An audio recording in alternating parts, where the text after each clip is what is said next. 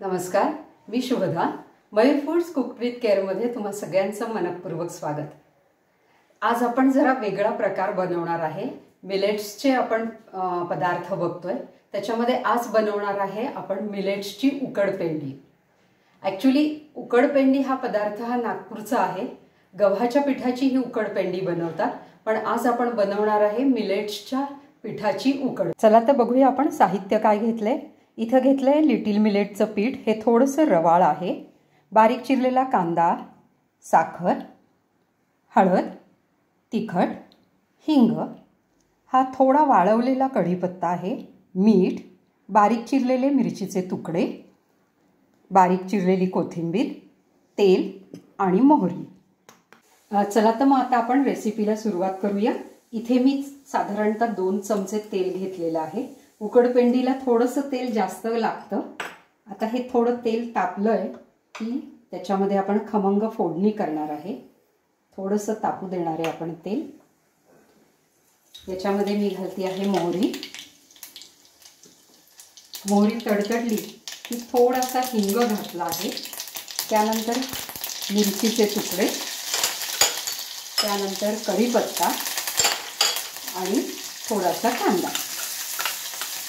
हे छान असं परतून घ्यायचं आहे आपण. कांदा साधारणतः सोनेरी रंगावरती परतायचा आहे. कांदा छान परतून व्हावा म्हणून मी याच्यामध्ये थोडंसं आत्ता मीठ घालतीये. अगदी किंचित घालणार आहे.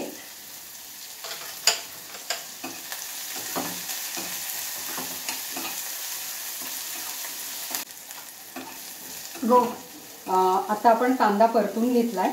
आता याच्यामध्ये घालतोय लिटिल मिलेटचं पीठ. हे पीठ म्हणजे अगदी बारीक नाहीये, रवाळ आहे. आणि हे छान याच्यामध्ये आपण परतून घेणार आहे. खमंग झालं पाहिजे. जेवढी आपण उकडपेंडी जी आहे ही खमंग परतू तेवढी ती खमंग होते. पीठ खमंग झालं पाहिजे आणि खायला सुद्धा छान लागते. उकडपेंडीमध्ये काही जण शेंगादाणे किंवा दाण्याचा कूट पण घालतात. मी आता इथे नाही घातलाय कारण मिलेट्सची आहे. आता मी इथे लिटिल मिलेटच्या पिठाची केलेली आहे. तुम्ही फॉक्सटेल मिलेट किंवा बार्नयार्ड मिलेटच्या पिठाची पण उकडपेंडी करू शकता. आता याच्यामध्ये आपण घालणार आहे थोडीशी हळद, त्यानंतर तिखट.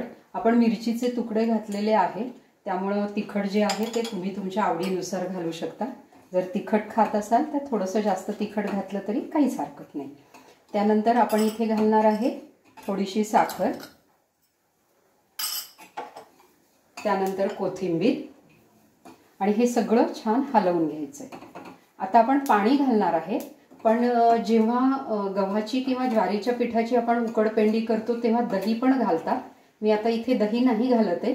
तुम्हाला जर दही घालायचं असेल तर तुम्ही दही पण या स्टेजला घालू शकता. आता इथे मी पाणी घालतेय, पण पाणी घालताना एकदम नाही घालायचंय, थोडं थोडं घालणार आहे. आणि हे गरम पाणी आहे, गार पाणी नाही घालायचं. गार पाणी घातलं तर त्याच्या गाठी होतात. त्या गुठळ्या आपल्याला मग मोडायला त्रास होतो, थोडी चिकट होते ती.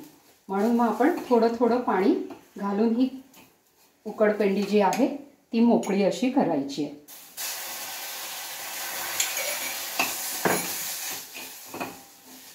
हे पहा, तुम्ही इथे बघू शकता की मी थोडं थोडं पाणी घालून ह्या गुठळ्या ज्या आहेत या मोडून काढतेय आणि मग उकडपेंडी ही आपली छान मोकळी होती. मला इथे थोडंसं अजूनही पाणी लागेल असं वाटतंय, तर मी अजून 2 चमचे पाणी घालतेय.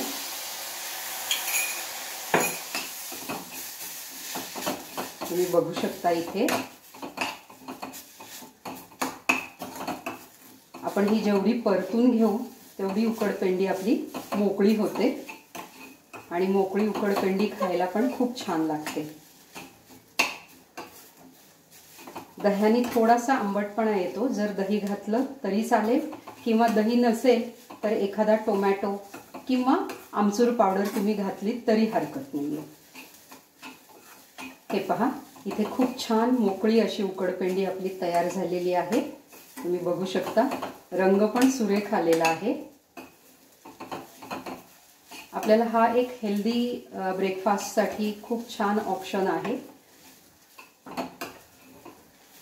तर अशा प्रकारे आपली ही लिटिल मिलेट्सची उकडपेंडी तयार झाली। आता मी गॅस बंद करते। इथे आपली छान उकडपेंडी ही तयार झाली आहे। रंगही खूप सुरेख आलेला आहे। तर कशी वाटली तुम्हाला आजची ही उकडपेंडीची रेसिपी ते मला नक्की कमेंट्स करून कळवा। जर तुम्हाला असे मिलेट्सचे काही प्रॉडक्ट्स हवे असतील तर मयूर फूड्सला नक्की कॉन्टॅक्ट करा। मी मयूर फूड्सचा नंबर डिस्क्रिप्शन बॉक्समध्ये देत आहे। मिलेट्समध्ये आपल्याकडे मिलेट्स पकोडा आहे, कुकीज आहेत, फ्लेक्स आहेत सगळ्या प्रकारचे, चिवडे आहेत, डोसा पीठ आहे, खाकरे आहेत, त्यानंतर हे अनपॉलिश्ड ग्रेन आहेत पण हे प्रोसेस केलेले ग्रेन्स आहेत। तर अशी व्हरायटी आपल्याकडे मिलेट्सच्या प्रॉडक्ट्सची आहे। जर तुम्हाला मिलेट्सचे प्रॉडक्ट्स घ्यायचे असतील तर मयूर फूड्सचा नंबर मी डिस्क्रिप्शन बॉक्समध्ये देत आहे। जर तुम्हाला माझी आजची रेसिपी आवडली असेल तर माझ्या चॅनलला लाईक करा, शेअर करा, सबस्क्राईब करा। थँक्यू।